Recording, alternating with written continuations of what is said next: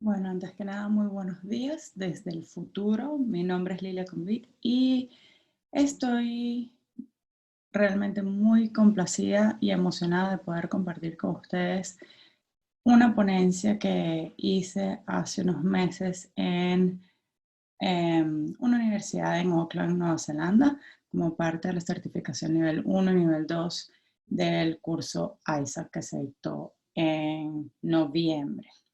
Ahora bien, el título de mi presentación es Métodos para la determinación de la composición corporal. Antes que nada, me gustaría pues hablarles un poco acerca de mí. De esta manera, pues todos estamos en sintonía y sabemos quién es la que está del otro lado de la pantalla. Como bien les comenté, mi nombre es Lilia Convit, soy licenciada en Nutrición y Dietética de la Universidad Central de Venezuela. Cuento con otra licenciatura en Ciencias del Ejercicio y el Deporte de la Universidad Deakin en Australia. También cuento con el diplomado del Comité Olímpico Internacional y soy antropometrista ISAC nivel 3. Eso es un resumen bien cortico para que sepa quién es la que está del otro lado de la cámara. Ahora bien, los objetivos del día de hoy son inicialmente conocer los diferentes tipos de tejidos corporales, esto desde un punto de vista químico y anatómico y los diferentes métodos de estimación de la cantidad de estos tejidos, ¿vale? También vamos a tratar de entender la distinción entre lo que viene siendo la masa grasa y la masa libre de grasa en el modelo de dos componentes, conocer los diferentes niveles de validación para la determinación de la composición corporal y entender los principios básicos de varios métodos de la determinación de la composición corporal. Entonces, tenemos que partir de un punto sumamente importante. ¿Por qué determinamos la composición corporal? Nosotros determinamos la composición corporal primero para determinar o para saber si hay un riesgo asociado de salud en este cliente o en este paciente que estamos evaluando. También lo hacemos como punto de referencia. Cuando vamos a iniciar un tratamiento necesitamos tener un punto de partida para poder monitorear a lo largo del tiempo a este paciente en cuestión. También lo tenemos para fijar objetivos. Si tenemos a alguien que llega a la consulta y dice, yo quiero perder peso, pero no sé cuánto, o tienes un atleta que dice, bueno, mira, yo quiero ser mejor, ¿cómo puedo hacer esto? Podemos fijarnos esos objetivos en base a esta primera evaluación de la composición corporal. Podemos monitorear el progreso si las evaluaciones y las intervenciones que nosotros estamos poniendo a cabo han sido útiles o no. Y bueno, junto con otras medidas, podemos también utilizarlo para la parte de adquisición de talento, a temprana edad sobre todo. Nos sirve para monitorear el crecimiento y el desarrollo de los niños, la maduración de niños y adolescentes y cambios específicos que ocurren por la edad. Ahora bien, nosotros tenemos muchas formas de evaluar la composición corporal. Nosotros los llamamos a estos modelos por componentes. Esto no es más que dividir el cuerpo en secciones. Tenemos métodos de 2 componentes, 3, 4 y hasta 5 componentes. A mayor cantidad de componentes, muchísimo más exacta va a ser la medición de esta composición corporal. Entonces tenemos inicialmente un método de 2 componentes que divide el cuerpo solamente en masa grasa y masa libre de grasa. Cuando hablamos de masa libre de grasa puede ser cualquier cosa. Simplemente sabemos que no es grasa. Tenemos también el método de 3 componentes en el que divide el cuerpo en masa grasa, masa seca libre de grasa y agua corporal total. Entonces, si se fijan, mientras más componentes, más exactos somos en la determinación del tejido. Tenemos luego el método de 4 componentes que divide masa grasa, masa ósea, agua corporal total y masa residual. Pero no es sino hasta 1988 donde Deborah Kerr desarrolla un método de 5 componentes que es más anatómico o fisiológico. Se parece un poco más a lo que nosotros sabemos que tenemos, ¿no? Entonces, en este método de 5 componentes, pues dividimos el cuerpo no solo en masa adiposa, masa muscular y masa ósea, sino que esa masa residual que teníamos en el método de 4 componentes, logramos separarla en órganos y piel. Entonces, con mayor exactitud sabemos, a través de este método fisiológico de 5 componentes, cuál es realmente nuestra composición corporal, cuánto tenemos de masa adiposa o de grasa, cuánto de músculo, huesos, órganos y piel. Ahora bien, ¿cómo nosotros hacemos esto? ¿Okay? ¿Cómo nosotros llegamos a evaluar la composición corporal? ¿Cómo llegamos a saber qué hay, cuánto tenemos de cada tejido? Hay un desarrollo teórico. Nosotros tenemos diferentes métodos, unos digamos, cada uno sirve para Disculpen que ahí se me viene el español y el inglés y me enredo. Todos tienen como un motivo, ¿no? Todos tienen una razón y un lugar en el que se utiliza mejor, digámoslo así, ¿no? Entonces tenemos, por ejemplo, el método directo que viene siendo la disección, ¿ok? Esta disección tiene un nivel de validación 1 y nos permite medir directamente cuánta masa grasa tenemos por disección. Es una medida exacta. Vamos a hablar un poquito más adelante de esto para que veamos cuáles son los pros y los contras de este método de disección. Luego tenemos otros métodos que vienen estando en el nivel de validación número 2, que son mediciones indirectas, que vienen basadas de asunciones que se hicieron por estas primeras disecciones, ¿no? Tenemos, por ejemplo, densitometría, agua corporal total, tomografía computarizada, resonancia magnética nuclear y el DEXA. Entonces sabemos que estos niveles de validación son estimaciones basadas en otra medida. Pero luego tenemos un método de nivel de validación 3, en el que incluye la bioimpedancia, antropometría y los pliegues cutáneos, cuyas mediciones son doblemente indirectas. Estamos hablando de una regresión que está basada en un método de segundo nivel de validación, una estimación en base a otra estimación. Si yo les dejo hasta aquí, quizás ustedes dicen, bueno, esto es un poquito complicado, como que no estoy captando muy bien qué es lo que pasa, ni cómo lo puedo aplicar a mi consulta. Sin embargo, estamos hablando de que esto es una clasificación que se llevó a cabo en 1991.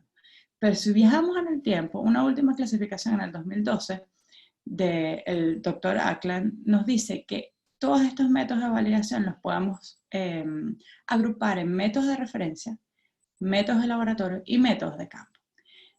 Si lo vemos de esta manera, decimos, bueno, maravilloso. Métodos de referencia, si voy a hacer algún tipo de intervención, algún estudio ciertamente importante, etcétera, etcétera, puedo utilizarlo, no todos ellos, pero algunos de ellos. Si voy a trabajar en el laboratorio, puedo acceder a estos, o si estoy trabajando en la consulta, pues me dirijo directamente a los métodos de campo. Entonces, como métodos de referencia tenemos la disección de cadáveres. Problemita ahí, ¿no? Tenemos también el método de varios componentes, como viene siendo el método de Oracle, el de 5 componentes. Tenemos imágenes médicas como la resonancia magnética nuclear y la tomografía computarizada. Tenemos otros métodos de laboratorio que son los que utilizamos más que todo para estas partes de research, como para tener esa base de la composición corporal cuando estamos evaluando participantes. Tenemos el DEXA, tenemos la densitometría, agua corporal total, ultrasonido y scan fotónico en 3 dimensiones. Vamos a hablar un poquito más adelante de cada uno de ellos. Y tenemos a su vez los métodos de campo. Estos son los que utilizamos nosotros diariamente. Tenemos la antropometría, tenemos el análisis por bioimpedancia, tenemos el índice de masa corporal. Si se fijan, no todos nosotros podemos tener una DEXA en la casa, un tanque de agua para sumergir a un cliente en una piscina, ni podemos tener un bot scan para tener este scan fotónico en 3D, ¿no? Entonces tenemos que tomar en consideración qué herramientas tengo a la mano, para qué me sirve y cómo me va a permitir esto evaluar a mi paciente o evaluar a mi cliente en el tiempo. Entonces, como método de referencia, el primero tenemos la disección de cadáveres. Como ya lo había sugerido anteriormente, tenemos un problema, ¿no? Nosotros no podemos disecar literalmente a una persona o a un cliente para ver su composición corporal. Entonces, definitivamente esto es algo que nos sirve a nivel de estudio o nos sirve de referencia o de base para desarrollar otros modelos. Sin embargo, hasta 1956, nada más se habían hecho 8 disecciones completas de adultos. Y en 1984 se decide hacer o correr este estudio de cadáveres en Bruselas con personas mayores de esta ciudad, exactamente 25 cadáveres, 48 horas después de morir o 48 horas post-muerte. A ellos se les hizo un análisis de superficie, se le hizo toda la antropometría y después se le hizo lo que viene siendo la disección. Cuando se compararon estas dos cosas, la disección y el análisis por superficie, se determinó que la masa muscular varía entre el 42 y el 59% del peso de la persona. Los huesos entre el 17 y el 26%. Y la masa residual del 24 al 32%. Fíjese entonces que hay un rango, no estamos hablando de un número en particular, que es lo que viene pasando siempre también cuando nosotros tratamos de decir, ay, mi porcentaje de grasa corporal es bueno, es malo, es alto, es poco, etcétera, etcétera. Vamos a ir creando criterios acerca de todos estos números y por qué trabajamos con rangos y no con números definitivos. Tenemos otro método de referencia que viene siendo la tomografía computarizada y la resonancia magnética. Este método es maravilloso porque nos permite diferenciar lo que viene siendo la grasa visceral y la grasa subcutánea. Ahora bien, este es un método cuya disponibilidad es limitada, los costos son bastante altos y es algo que quizás no nos permite evaluar al paciente continuamente. De repente lo podemos utilizar al principio y al final de un estudio para ver qué cambios hubo una vez que se haya implementado el protocolo en cuestión que se vaya a estudiar, o se puede utilizar como un punto de partida para una intervención. Pero es algo que rutinariamente no podemos utilizar. Fíjense en la pantalla cuando comparas la imagen superior que viene siendo de la persona a la izquierda y la imagen inferior que viene siendo de la persona a la derecha. Estamos hablando dos adultos aparentemente de la misma estatura. Evidentemente tenemos unas mayores circunferencias en la foto del lado izquierdo, pero la imagen nos permite ver que no solamente la grasa visceral es mayor en la persona del lado izquierdo, sino que esa grasa subcutánea alrededor de la circunferencia abdominal, en este corte transversal, es ciertamente mayor. Ahora bien, tenemos otro método de laboratorio que es el famoso DEXA. El DEXA nosotros lo utilizamos como método de referencia, sobre todo cuando estamos haciendo intervenciones a nivel, por ejemplo, de estudios universitarios, ¿no? Este viene siendo el absorciómetro de rayos X de energía nuclear.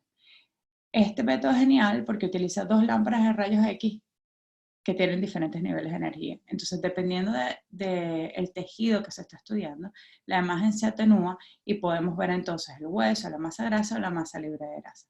Fíjense que al lado derecho tienen una comparación o una imagen que arroja el DEXA scan en el que puedes ver la masa ósea y puedes ver también lo que viene siendo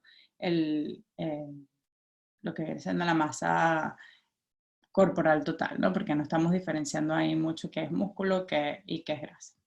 Si ustedes ven en la parte inferior de la lámina, tienen un acceso a un canal de YouTube que viene de un libro que escribió la doctora Patricia Hume y Deborah Kerr, así como el doctor Timothy Oakland, ¿okay? El que estábamos hablando anteriormente que dividió los métodos de una forma diferente en el 2012.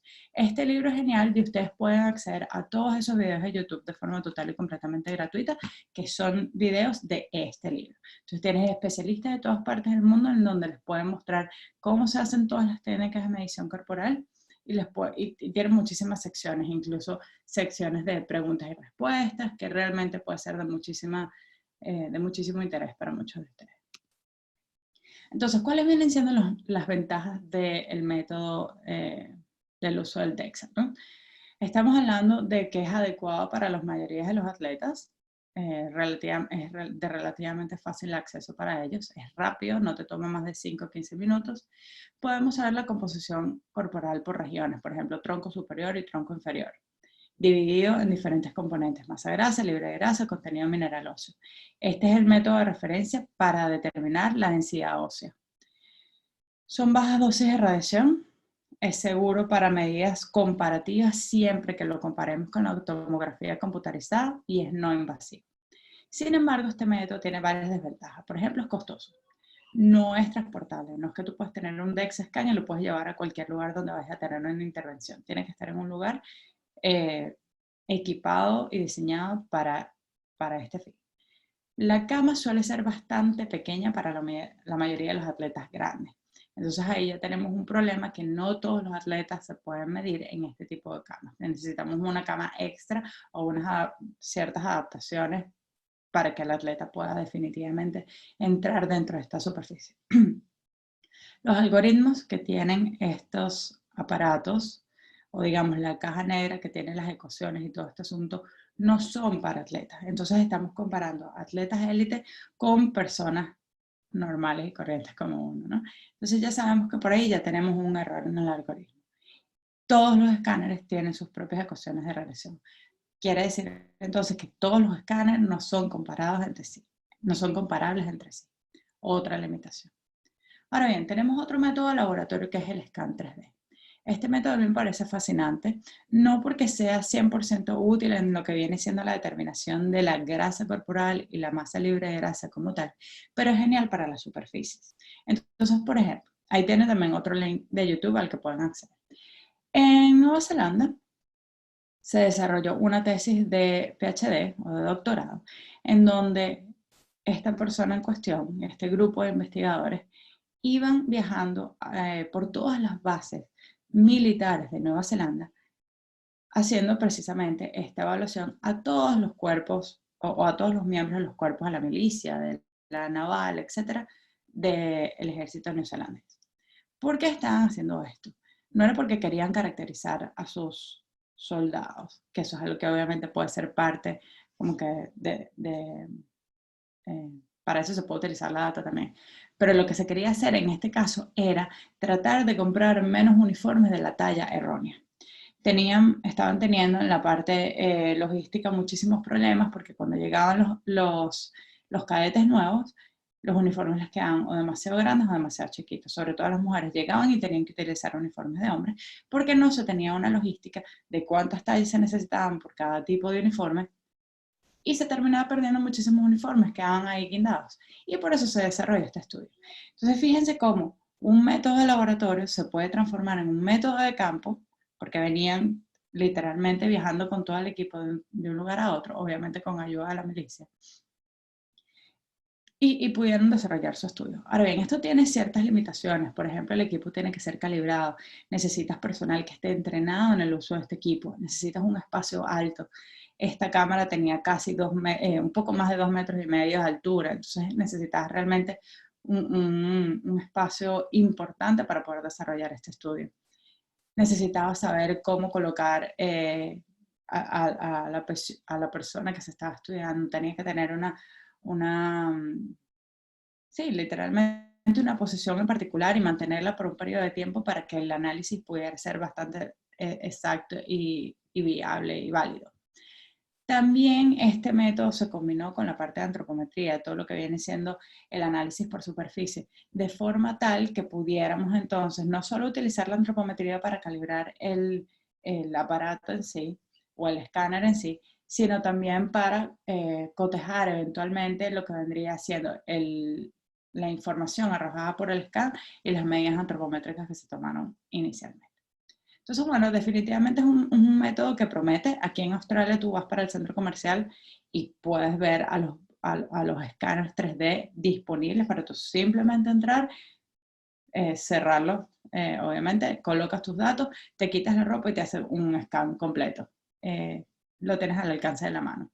No es el método más exacto, pero es un método que promete y que deberíamos tener en consideración. Luego tenemos un método de laboratorio que viene siendo la hidrodensitometría. Este método ha sido considerado el gold estándar para la determinación de la densidad corporal.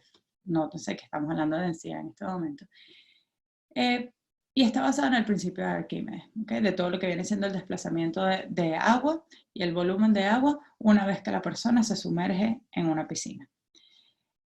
Estamos partiendo de otras asunciones. Aquí estamos asumiendo que la densidad de la grasa es constante, 0,09 gramos por centímetros cúbicos, y que la densidad del músculo también es constante, y la asumimos en 1,10 gramos por centímetros cúbicos. Esa es aquí en la pantalla pueden ver la ecuación para la determinación de la densidad corporal, que viene siendo la masa en gramos de la persona sumergida entre el volumen desplazado. Una vez que nosotros determinamos la densidad corporal, nosotros utilizamos ese dato para luego introducirlo en la ecuación de Siri que tenemos en el recuadro anaranjado y determinar entonces la cantidad o el porcentaje de grasa, ¿vale? ¿Qué es lo que pasa entonces con este método? Primero, sus ventajas, pues que es preciso, es confiable, no confinable y es económico. Tiene más o menos un 2% de error. Pero tiene ciertas desventajas. Primero que el equipo es sumamente costoso. Definitivamente no es transportable porque no puedes llevar una piscina a todos lados. Necesitas tener un técnico entrenado. Los clientes deben cooperar 100%. Por lo tanto, si las personas son hidrofóbicas, le tienen miedo al agua, no se quieren sumergir o se sumergen pero chapotean, pues estamos claros de que eso nos da muchísimos errores y que no nos permite mantener todos los criterios necesarios para una buena evaluación por hidrodensitometría. Tenemos otro método de laboratorio bastante similar a la hidrodensitometría llamado desplazamiento de aire por plestimografía. Esta cápsula que tenemos acá es el BOTPOT. Hace prácticamente lo mismo. Medimos el volumen del sujeto, pero en vez de agua, en aire. Entonces medimos la cantidad de aire desplazado dentro de una cámara cerrada. Nosotros tenemos que también calibrar este BOTPOT. Nosotros necesitamos tratar de disminuir las irregularidades en la superficie. Entonces, por ejemplo, a esta persona yo le hubiese recomendado colocarse un gorro de natación para tratar de disminuir eso. Tienen que utilizar chores bastante pegados, o trajes de baño de 2 piezas bastante pegados, o de una pieza bastante ajustados, de manera que todas las superficies o las irregularidades en la superficie se vean atenuadas. Tiene una buena precisión, tiene una diferencia de solamente 0.3% en comparación con la hidrodensitometría para la determinación de la masa de grasa, pero es bastante costoso. Ahora pasamos a los métodos de campo. Tenemos un método de campo que es bastante común, que estoy muy segura que muchos lo han utilizado, que viene siendo la bioimpedancia. La bioimpedancia mide la oposición o la resistencia a la corriente eléctrica según el tejido del cuerpo por el que se conduce. Entonces nosotros aplicamos ciertos electrodos, en este caso de la foto tenemos los electrodos solamente en los pies, pero tenemos otras balanzas de Tanita y otros equipos de bioimpedancia cuyos electrodos van en las manos, en las muñecas, en los tobillos y en los pies. Se utiliza para medir el agua corporal total y una vez que nosotros conocemos cuánta agua tenemos en el cuerpo, obviamente el instrumento en sí determina cuál es la masa libre de grasa y por diferencia la masa de grasa en base a esta agua corporal total. Entonces volvemos al punto, estamos utilizando métodos con dobles asunciones. El detalle con la bioimpedancia es que es bastante sensible. Necesitamos considerar ciertos pasos pre-evaluación. Por ejemplo, la persona no debería ni comer ni beber al menos 4 horas antes de la prueba. No deberían consumir alcohol por lo menos 48 horas antes de la prueba. No deberían ejercitarse 12 horas antes, no utilizar ningún tipo de diuréticos por 7 días, incluso la cafeína o el café está considerado dentro de ese grupo de diuréticos para este tipo de pruebas en particular. No deben tener marcapasos ni ningún tipo de dispositivo metálico. No deben estar usando prendas o joyas. Deben orinar al menos 30 minutos antes de la prueba. Evitar ducharse o utilizar saunas antes de la prueba que promuevan la deshidratación. No debe usarse de mujeres que consideren que están reteniendo líquidos según esa etapa del ciclo menstrual. Y reevaluar o hacer seguimiento de las evaluaciones siempre bajo las mismas condiciones.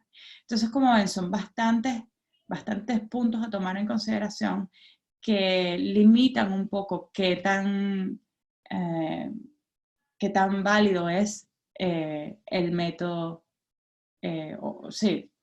en forma sucesiva, ¿no? Porque todo depende del paciente que estás evaluando, de si cumplió o no todas estas condiciones pre-evaluación. Entonces, ¿cuáles son las ventajas? Primero, que es rápido y es conveniente. Ciertamente eso no se le puede negar. Es portable, lo puedes tener en una tanita y llevarlo a cualquier lugar en donde estés pasando consulta. Es total y completamente no invasivo. Y se correlaciona positivamente con el pesaje hidrostático. Quiere decir esto que se parece muchísimo a los resultados que obtenemos en el pesaje hidrostático, obviamente si se realiza adecuadamente.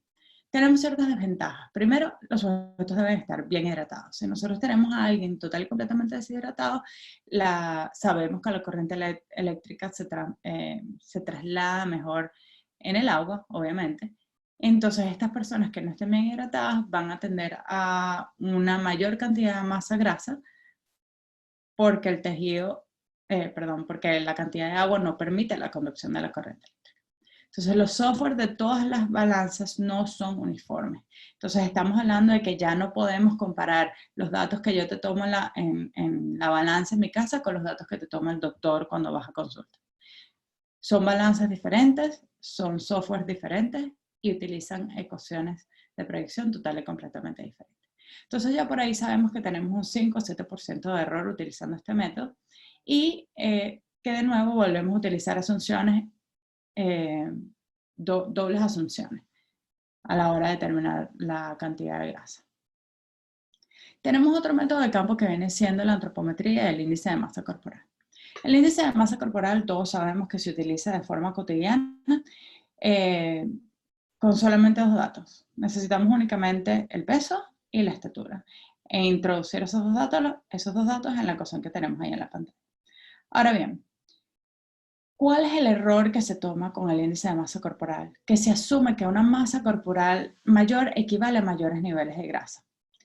Si yo entonces comparo a un físico-culturista con un obeso, los dos pueden tener un índice de masa corporal similar, pero no quiere decir que los dos estén en el mismo estado de salud. Un físico-culturista puede estar muy bien, con un bajo porcentaje de grasa, bien nutrido, etcétera, etcétera, y tener un índice de masa corporal alto, y tenemos un obeso que de repente es diabético, que tiene síndrome metabólico, con el mismo índice de masa corporal que el físico-culturista. Entonces ya sabemos que tenemos limitaciones en cuanto a la interpretación de este dato. Existen tablas que nos permiten hacer como que un cross-check entre el porcentaje de grasa y el índice de masa corporal, y nos da más o menos un 5 o 7% de error en las estimaciones. Entonces fíjense que viene siendo bastante parecido a lo que es los análisis por bioimpedancia. Obviamente, si estamos midiendo poblaciones, si estamos haciendo un estudio con grupos bastante importantes de gente, por ejemplo, una intervención que se vaya a hacer en Venezuela, o que quieres evaluar a todos los niños en edad escolar para ver cómo le ha impactado la accesibilidad alimentaria, pues tenemos que guiarnos por lo que viene siendo el peso y la talla, porque es algo que podemos evaluar en volumen. Entonces las ventajas es que es fácil de calcular y que requiere poco entrenamiento. Las desventajas, pues como ya lo mencionamos antes, no hay diferencia entre la masa grasa y la masa libre de grasa. La correlación con el pesaje hidrostático es bastante precaria en comparación a otros métodos, es solo de 0.7, y como ya lo mencioné anteriormente, tiene de un 5 a 7%. Sin embargo, tenemos otro método de campo que viene siendo que está dentro de lo que consideramos antropometría, que viene siendo el uso de los pliegues cutáneos. Los pliegues cutáneos particularmente es algo que a mí me apasiona, y verán que a Adolfo, que es el siguiente que va a hablar o que les va a presentar hoy, también le apasiona. Entonces, bueno, lo que viene siendo la antropometría y los pliegues cutáneos, estamos hablando de que hay cálculos que con estos datos nos permite determinar cuánto tenemos de grasa o grasa subcutánea y masa grasa total. Partimos de esa relación, masa grasa subcutánea, masa grasa total. Para nosotros elaborar un poco en esto, tenemos que aclarar que este método, esta determinación de los pliegues cutáneos, tiene unas asunciones al usar los pliegues, ¿no? Vemos que en la foto tenemos lo que viene siendo un pliegue, ¿ok? Ese doblez que está dentro del plicómetro viene siendo el pliegue. Ahora bien, nosotros asumimos primero que la compresibilidad y el grosor de la piel es siempre constante. Y eso no necesariamente es verdad. Y eso se evaluó y se concluyó también en estas disecciones de cadáveres, donde definitivamente no teníamos rango, ¿cierto? Entonces sabemos que la compresibilidad y el grosor no es constante a lo largo de la piel. Asumimos también que hay un patrón de masa adiposa constante. Sabemos que eso también no es cierto. Vamos a ponerles un ejemplo bastante particular. Si tú vas y te haces una liposucción, ya sabemos que tu patrón de grasa a nivel abdominal es total y completamente, asumiendo que fue en el abdomen, es total y completamente diferente a lo que viene siendo el patrón de grasa a través de miembros superiores o inferiores. Eso es un caso de una liposucción. Pero sin liposucción también ocurre igual. Tenemos lugares donde la masa adiposa está, digamos, más acumulada que en otros lugares. Personas que de repente tienen una masa adiposa o visceral o central bastante elevada y tienen las piernas de patica de pollo, como dicen mis hijos. Entonces, bueno, ya sabemos que el patrón de masa adiposo no es constante. También asumimos que hay una fracción constante de grasa en el tejido adiposo y que la proporción es fija de depósitos de grasa internos e externos. O sea que sabemos que en teoría, que no es así, hay una relación de grasa interna y grasa externa que es constante. Son limitaciones. Ahora bien, ¿cuáles son las ventajas de este método? Primero, que es relativamente fácil de implementar, es preciso, es válido y es menos costoso que el pesaje hidrostático. En cuanto a sus desventajas, los calipers se deben calibrar. No podemos utilizar cualquier tipo de caliper. Todos ellos tienen un uso en particular. Si queremos, por ejemplo, chequear o monitorear la evolución de un cliente, debemos hacerlo siempre con el mismo caliper, preferiblemente a aquellos que tengan una tensión en el caliper adecuada, ¿no? El Slim Guide, por ejemplo, es un caliper que es muy económico y cuya tensión del resorte se asemeja muchísimo al Harpender y a los resortes de aquellos caliper con mayor precisión y utilizados para lo que vienen siendo las evaluaciones en laboratorio y para estudios científicos, ¿no? El antropometrista debe estar entrenado y debe contar con experiencia. Actualmente contamos con los cursos ISAC, pueden comenzar con un nivel 1, luego digamos, subir en el escalafón y entrenarse en el nivel 2, que son muchísimas más mediciones, y quien quita que eventualmente lleguemos a nivel 3, ¿no? Esta continua evaluación, este continuo estudio en lo que vienen siendo las técnicas los van a permitir estar entrenados y contar con experiencia. No es lo mismo medir a una persona obesa que medir a una persona baja en grasa, que medir a un niño, que medir a un anciano. La compresibilidad del tejido es total y completamente diferente. Y la práctica, como siempre, hace al maestro. Mientras más se practique en diferentes sujetos, mejor nos va a ir en cuanto a la determinación de pliegue cutáneo. Fíjense cuál es esta gran desventaja acá. No siempre puede usarse en grupos grandes. Hace poco en este curso ISAC estábamos hablando de una cantidad de datos que se han venido tomando en Japón desde hace por lo menos 50 años. Todos los años a los niños en edad escolar se les determina el peso en la talla, o sea, peso, talla parado, talla sentado, y se les medía también algunas circunferencias y algunos pliegues. El detalle es que nunca se estandarizó el protocolo con el que se hacía. Y tuve fotos de todas las mediciones que se han tomado en estos, no sé, 50 años más o menos, en donde en algunos lugares los pliegues se toman con ropa, por el simple y sencillo hecho de que son niños y que no pueden estar expuestos. Y que la técnica simplemente no es constante. Estamos hablando de que son grupos grandes, se hacen todas estas evaluaciones en unos galpones gigantescos. Y últimamente, pues aparte de las limitaciones de la técnica, están decidiendo no tomarlas todas porque definitivamente toman mucho tiempo. Entonces, definitivamente tenemos que escoger cuál es la herramienta adecuada para lo que nosotros queremos evaluar y para lo que nosotros queremos ejecutar con esos datos. Este método tiene de un 3 a un 4% de error. Todo depende del entrenamiento del antropometrista y de los equipos que se utilizan. Ahora bien, les quiero poner este ejemplo, ¿no? Cuando nosotros tomamos los pliegues, nosotros utilizamos esos pliegues para calcular el porcentaje de grasa, ¿vale? En este ejemplo que tenemos acá, estamos utilizando los mismos pliegues en diferentes ecuaciones. Estas diferentes ecuaciones de cálculo de densidad me arrojan un porcentaje de grasa diferente. Y si lo clasificamos todo según Juhas, fíjense cómo los mismos pliegues de las mismas personas en diferentes ecuaciones nos dan diferentes clasificaciones. Tenemos desde hombre muy delgado a mujer delgada, hombre promedio, mujer regordeta, mujer obesa, mujer muy obesa, mujer obesa, con los mismos pliegues. Entonces, ¿qué es lo que nosotros queremos ver acá? Que hay definitivamente variaciones en el resultado de la predicción de la grasa corporal o del porcentaje de grasa corporal según la ecuación que nosotros estamos utilizando y según la población en la que se desarrolló esa ecuación en particular. Entonces, esto se hizo en sujetos canadienses y bueno, simplemente es importante notar cómo cada ecuación tiene una población en particular, la que debemos considerar en caso de que vayamos a utilizar pliegues cutáneos para la determinación de la grasa corporal. Que si bien me preguntan a mí, no es exactamente lo que yo utilizaría para monitorear los pacientes a largo plazo, en la consulta sobre todo. De eso vamos a hablar ahorita un poquito. Entonces, las recomendaciones generales, ¿cuáles serían? Primero, tomar en consideración que la ciencia evoluciona rápidamente y que cambia de forma exponencial.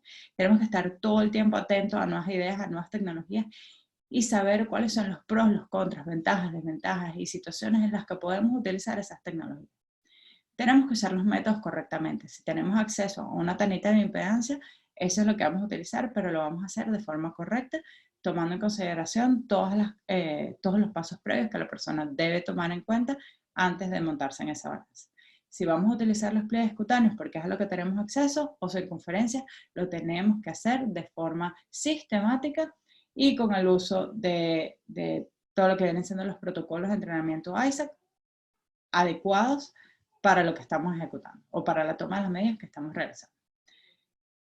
Es importante utilizar la herramienta correcta para el trabajo a ejecutar. La sumatoria de pliegues, y ahí venía mi comentario anterior, es excelente para monitorear cambios. A mayor cantidad de pliegues que nosotros tomemos, mayor va a ser la sensibilidad de esa sumatoria de pliegues. Y podremos comparar entre las evaluaciones si hubo realmente un cambio o no. Cuando nosotros utilizamos los pliegues cutáneos e introducimos esos pliegues en las fórmulas o en las ecuaciones, no necesariamente vamos a ver un cambio importante en lo que viene siendo la composición corporal. Sin embargo, cuando utilizamos la sumatoria de pliegues, puede ser de 4, de 7, de 8 pliegues, nosotros vamos a, con datos en la mano, tener la oportunidad de mostrarle a los pacientes cómo han ido evolucionando de una forma sensible y de una forma que no les juzgue. ¿Okay? Es importante tener presente que las personas también pueden ser bastante sensibles al asignárseles un número y al asignárseles una clasificación de, tú eres considerado un paciente obeso por porcentaje de grasa corporal.